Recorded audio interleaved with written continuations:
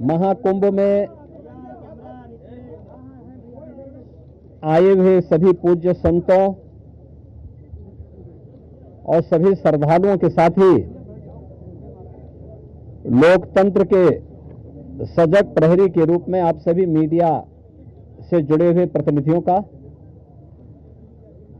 पूरे मंत्री परिषद की ओर से हृदय से स्वागत करता हूं।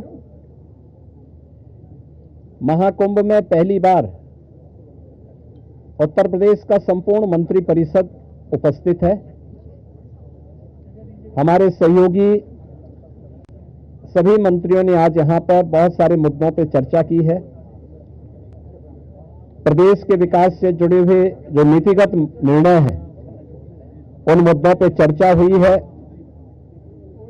इसके अलावा यहां पर अन्य महत्वपूर्ण मुद्दों के साथ साथ प्रयागराज के विकास से जुड़े हुए मुद्दों पर भी चर्चा हुई है।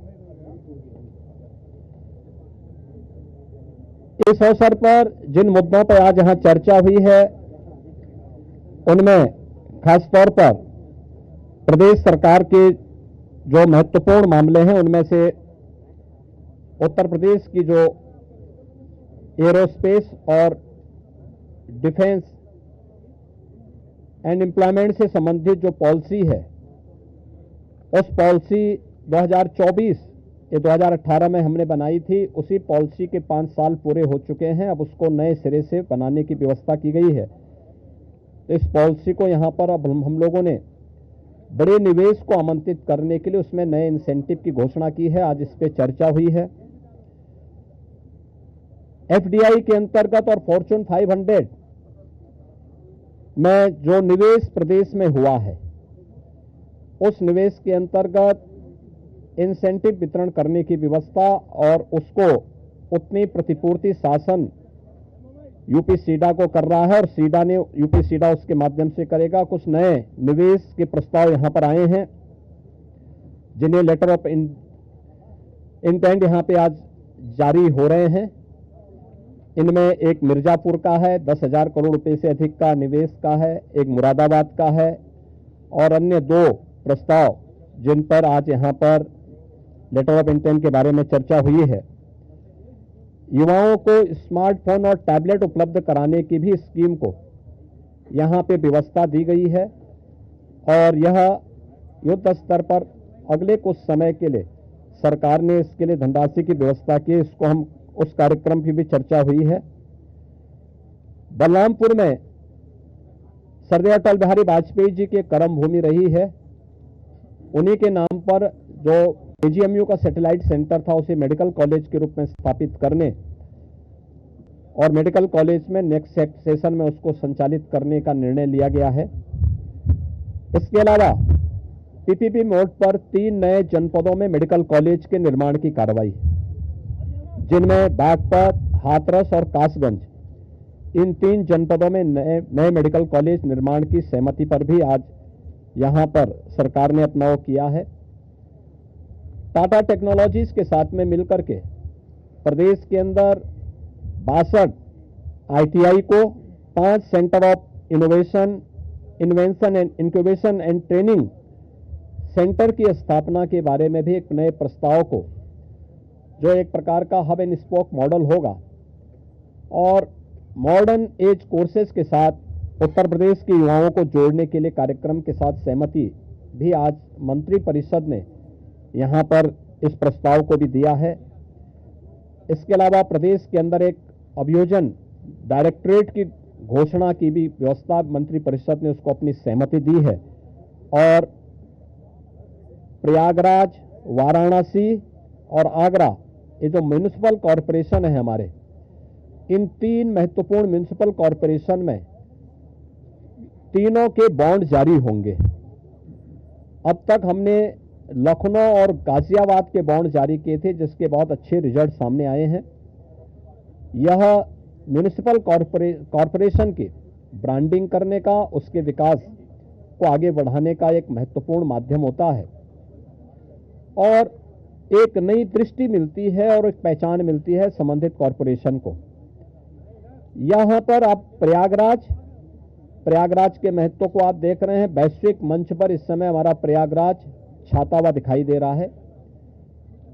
जिस श्रद्धा के साथ पिछले एक सप्ताह के अंदर 9.25 करोड़ से अधिक श्रद्धालुओं ने संगम में आकर के पावन स्नान का आनंद लिया है, अनुभूति की है, वह यानी अविस्मरणीय है, अकल्पनीय है। तो प्रयागराज म्युनिसिपल कॉरपोरेशन प्रयागराज के लिए एक सुपर स्पेशलिटी हॉस्पिटल के लिए एक बॉन्ड जारी करने जा रहा है। ऐसे ही आगरा के लिए एक बॉन्ड जारी होने जा रहा है। वहां से संबंधित जो आवश्यकता है वहां का म्युनिसिपल कॉरपोरेशन जारी करेगा। और वाराणसी काशी विश्वनाथ धाम आदरणीय प्रधानमंत्री जी की प्रेरणा से बनने के बाद काशी वैश्विक पटल पर छा रहा है। तो स्वाभाविक रूप से 3 म्युनिसिपल कॉरपोरेशन के बॉन्ड जारी करने की कार्रवाई को भी यहां पर आज घोषणा के साथ हम लोगों ने इसको जोड़ा है। मित्रों, प्रयागराज के इस महाकुंभ को ध्यान में रख करके और प्रयागराज के साथ साथ इस पूरे क्षेत्र का एक सस्टेनेबल डेवलपमेंट के कार्यक्रम के साथ जोड़ने की कार्रवाई आदरणीय प्रधानमंत्री जी की प्रेरणा से इसको आगे बढ़ाने के लिए सरकार ने तय किया है कि इसको लेकर के हम लोग जो आदरणीय प्रधानमंत्री जी का विजन है, जैसे लखनऊ में हम लोगों ने स्टेट कैपिटल रीजन लखनऊ और उसके आसपास के जनपदों को मिलाकर के एक डेवलपमेंट का प्लान बनाया है, ऐसे ही प्रयागराज और चित्रकूट को मिलाकर के एक डेवलपमेंट रीजन यहां पे हम डेवलप करेंगे। इसके लिए इंफ्रास्ट्रक्चर के लिए जो महत्वपूर्ण होगा वह एक गंगा एक्सप्रेसवे का एक्सटेंशन हम लोग देंगे। गंगा एक्सप्रेसवे प्रयागराज से मिर्जापुर, मिर्जापुर से भदोई होते हुए संत रविदास नगर होते हुए यह काशी, चंदौली और गाजीपुर में पूर्वांचल एक्सप्रेसवे के साथ जुड़ेगा। इसके अलावा वाराणसी और चंदौली से यही एक्सप्रेसवे सोनभद्र को जोड़ते हुए नेशनल हाईवे के साथ जुड़ेगा। तो यह इंफ्रास्ट्रक्चर की दृष्टि से जैसे प्रयागराज में प्रयागराज चित्रकूट डेवलपमेंट रीजन यहां पे हम लोग तैयार करने जा रहे हैं, वैसे ही वाराणसी में भी वाराणसी बिंद एक डेवलपमेंट रीजन वहां पे भी डेवलप करने की कार्रवाई पर नीति आयोग के साथ मिलकर के इस कार्यक्रम को तेजी के साथ आगे बढ़ाया जा रहा है। तो ये डेवलपमेंट के वे रीजन होंगे जो वास्तव में यहां की न केवल पर्यटन की दृष्टि से बल्कि आर्थिक उन्नयन में और यहां पे रोजगार सृजन में बड़ी भूमिका का निर्वहन करेंगे। उस प्रकार का इंफ्रास्ट्रक्चर की दृष्टि से एक्सप्रेसवे एक तो ये एक्सटेंशन हम लोग इसको करने जा रहे हैं जो प्रयागराज, बिंद और काशी एक्सप्रेसवे के रूप में इसे हम लोग जानेंगे। दूसरा है चित्रकूट और प्रयागराज के गंगा एक्सप्रेसवे को जोड़ने के लिए बुंदेलखंड एक्सप्रेसवे को गंगा एक्सप्रेसवे के साथ यहां पर भी जोड़ने की एक कार्रवाई को आगे बढ़ाना, जो चित्रकूट की दूरी को प्रयागराज के साथ जोड़ सके और रीवा हाईवे जो नेशनल हाईवे है, इस हाईवे को भी एक सुविधा इस एक्सप्रेसवे के साथ, गंगा एक्सप्रेसवे के साथ या फिर बुंदेलखंड एक्सप्रेसवे के साथ जुड़ने का एक अवसर प्राप्त होगा।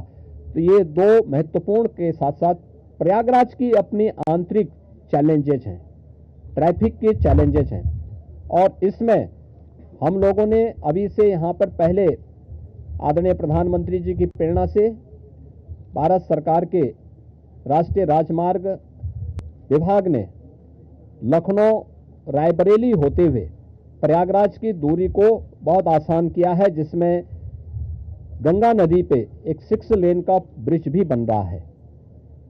इस समय हमने उसकी एक व्यवस्था स्टील ब्रिज दिया है इस पूरे महाकुंभ के दौरान, जो प्रॉपर रूप से कार्य कर रहा है, लेकिन वो नया ब्रिज भी समय रहते हुए कंप्लीट हो जाएगा।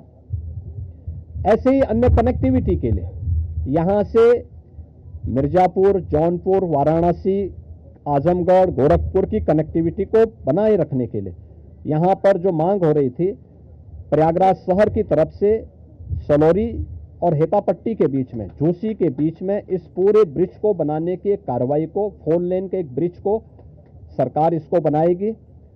दूसरा, रीवा की तरफ से और जो आपके अरेल की ओर से जो यहां पे प्रेशर है यमुना जी के ब्रिज पे, सिग्नेचर ब्रिज आज से 20 साल पहले बनकर के तैयार हुआ था। आज यहां पर उसकी दृष्टि से बहुत महत्वपूर्ण आवश्यकता यहां पर है कि उसके पैरेलल एक नया ब्रिज बने।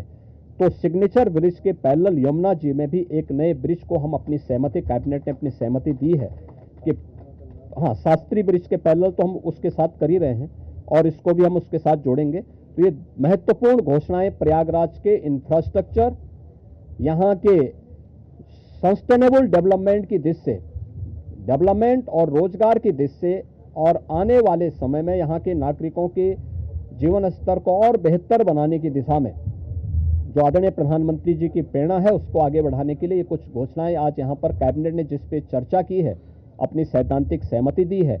और मुझे पूरा विश्वास है कि अगली बार जब कुंभ के साथ उत्तर प्रदेश जुड़ेगा तो इन सब इंफ्रास्ट्रक्चर का लाभ आने वाले श्रद्धालुओं को प्राप्त होगा। मैं आप सबका एक बार फिर से अपने मंत्री परिषद के सभी साथियों की ओर से हृदय से स्वागत करता हूं, अभिनंदन करता हूं। कहाँ गए भाई राजभर जी और ये कहाँ गए अपने आशीष पटेल जी, निषाद राज, कहाँ हैं लोग? आप लोग पीछे क्या छुपे हैं? इधर आइए। कहाँ राजभर जी, कहाँ गए? अनिल कहाँ है? अनिल कहाँ है?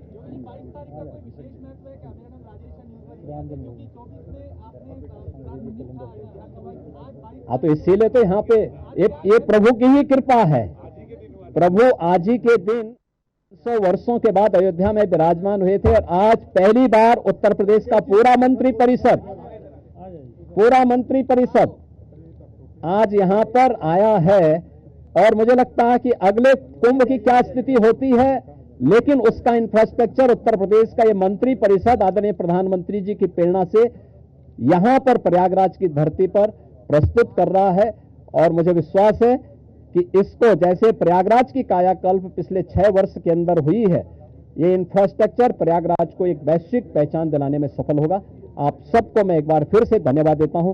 बहुत बहुत अभिनंदन।